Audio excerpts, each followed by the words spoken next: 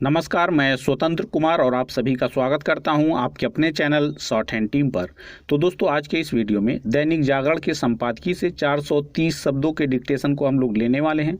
इसे हम लोग दो अलग अलग स्पीड में लेंगे। पहली बार में 70 की स्पीड में, दूसरी और आखिरी बार में इसी डिक्टेशन को हम लोग 80 की स्पीड में लेने वाले हैं। अगर आपको इस डिक्टेशन के पीडीएफ की ज़रूरत है तो आप हमारे टेलीग्राम ग्रुप को ज़रूर ज्वाइन कर लें।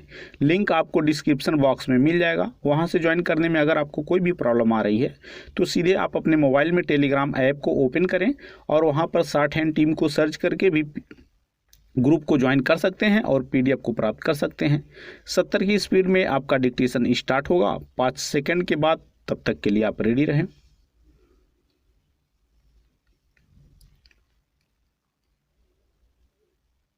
स्टार्ट। जम्मू में अवैध तरीके से रह रहे रोहिंग्या की धरपकड़ के बाद उन्हें आधार कार्ड, राशन कार्ड आदि उपलब्ध कराने वालों के खिलाफ कार्रवाई की तैयारी समय की मांग है।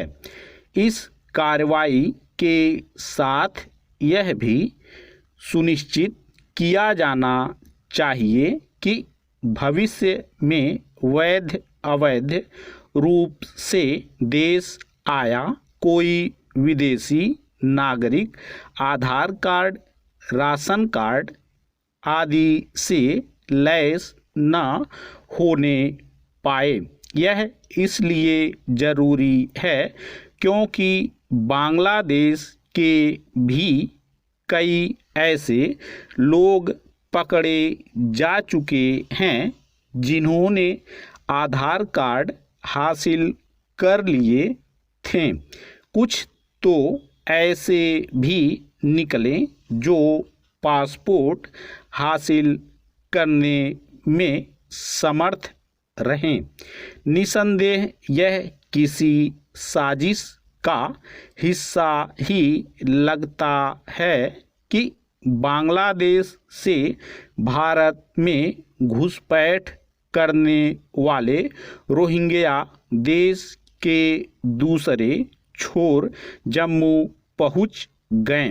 वे बिना किसी बाधा जम्मू पहुँचे ही नहीं, वहां आश्रय पाने में भी सफल रहें।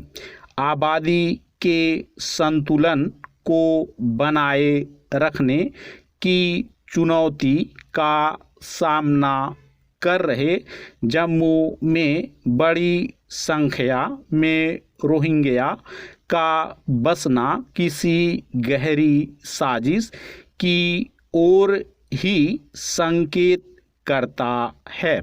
यह संकेत तब और स्पष्ट हो जाता है जब कई लोग अवैध तरीके से यहाँ आ बसे रोहिंग्या की तरफदारी करने के लिए आगे आ जाते हैं। इनमें से कुछ सुप्रीम कोर्ट पहुंचकर यह माहौल बनाने में जुट गए हैं कि रोहिंग्या को वापस म्यांमार भेजने से रोका जाना चाहिए। कुछ ऐसी ही अपेक्षा विदेशी मीडिया का भी एक हिस्सा कर रहा है।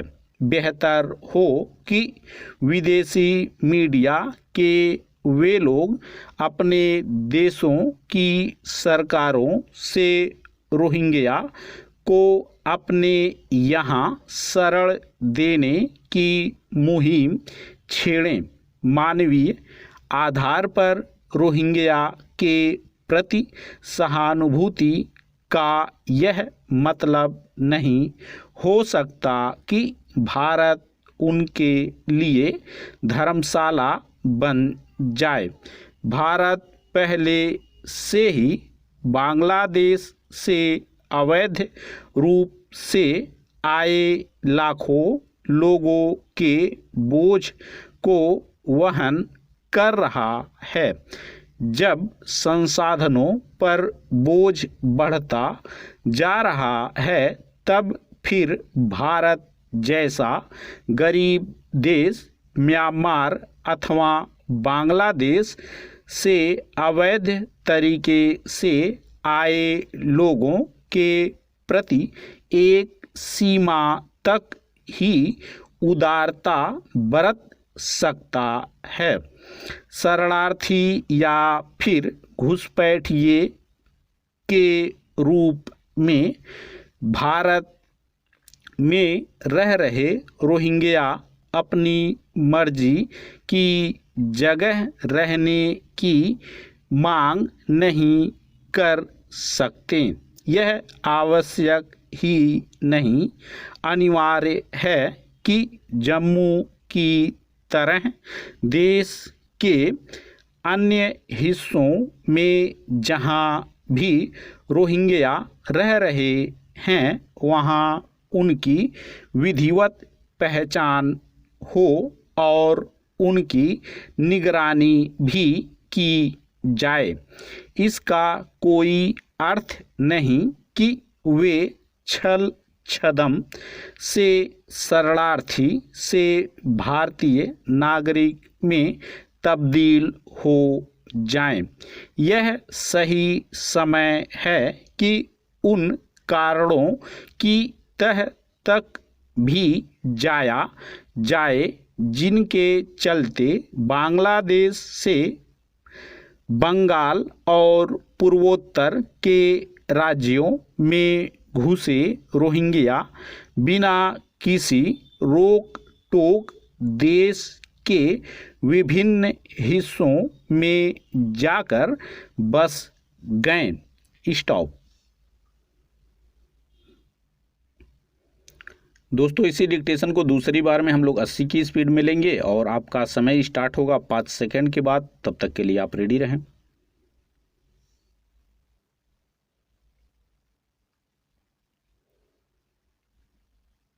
स्टार्ट। जम्मू में अवैध तरीके से रह रहे रोहिंग्या की धरपकड़ के बाद उन्हें आधार कार्ड, राशन कार्ड आदि उपलब्ध कराने वालों के खिलाफ कार्रवाई की तैयारी समय की मांग है।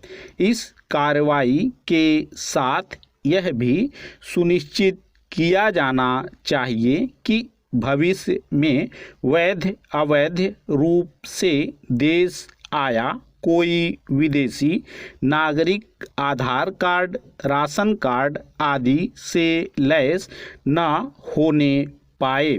यह इसलिए ज़रूरी है क्योंकि बांग्लादेश के भी कई ऐसे लोग पकड़े जा चुके हैं जिन्होंने आधार कार्ड हासिल कर लिए थे। कुछ तो ऐसे भी निकले जो पासपोर्ट हासिल करने में समर्थ रहें। निसंदेह यह किसी साजिश का हिस्सा ही लगता है कि बांग्लादेश से भारत में घुसपैठ करने वाले रोहिंग्या देश के दूसरे छोर जम्मू पहुंच गए। वे बिना किसी बाधा जम्मू पहुँचे ही नहीं, वहाँ आश्रय पाने में भी सफल रहे। आबादी के संतुलन को बनाए रखने की चुनौती का सामना कर रहे जम्मू में बड़ी संख्या में रोहिंग्या का बसना किसी गहरी साजिश की ओर ही संकेत करता है।